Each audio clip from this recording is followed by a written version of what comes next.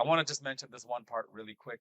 Leading up to that night, um, like I said, I was grown up in the Christian faith. I love Jesus, but I was afraid to say and talk about Jesus in many of my settings.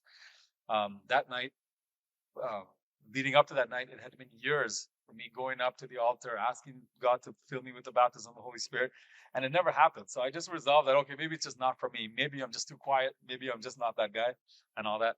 And that night, something just came upon me as I was asking and praying, and I just felt something welling up inside of me.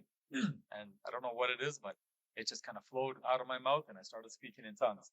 And I'll never forget going to bed that night just light. I'll never forget that feeling. I just went to bed feeling light.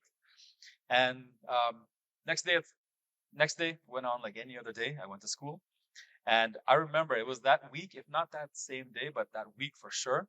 I was having a conversation with some of my Muslim friends, Hindu friends, and I remember the name Jesus just came out of my mouth so beautifully. Like it was like it just flowed out of my mouth. And I caught myself because that was a massive change for me.